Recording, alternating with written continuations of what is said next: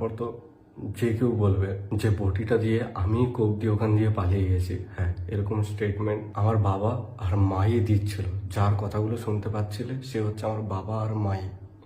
তোমরা ভাবো, যদি নিজের মেয়ে কোপাতে এসেছিল সেই কেসটা ঘুরিয়ে যদি বলে আমি নাকি আমার দিদিকে আর মাকে কোপাতে গেছি, সে যদি এই কেসটাকে এরকমভাবে বানাতে পারে, আমি ভাবছি আমার বাবা আর মা দিদিকে বাঁচানোর জন্য আর কত ধরনের নাটক করবে আর কত নিচে নামবে।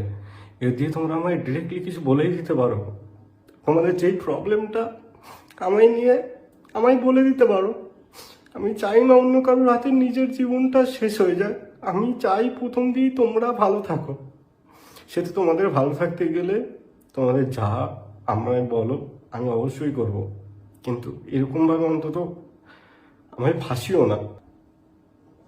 এবার যে রেকর্ডিংটা শোনাবো সেখানে আমার মাই পুরো সত্যিটা বলবে যে কে কার গায়ে হাত তুলেছিল কি না। কারণ আমার দিদির ভিডিওতে এসে আমি জানি আবার মিথ্যে বলা শুরু করবে। দিদিকে বাঁচাতে গিয়েছে আমায় কত রকমের ভাবে কত দিক দিয়ে ছোট করবে, কত নিচে নামাবে, তা আমি এখন কল্পনাও করতে পারি না। তোমরা আরেকটা রেকর্ডিং শোনো।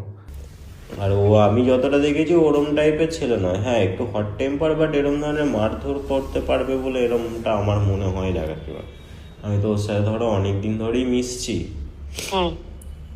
সেই দিক থেকে আমার মনে হয় না এই জিনিসটা করতে পারে বা কিছু।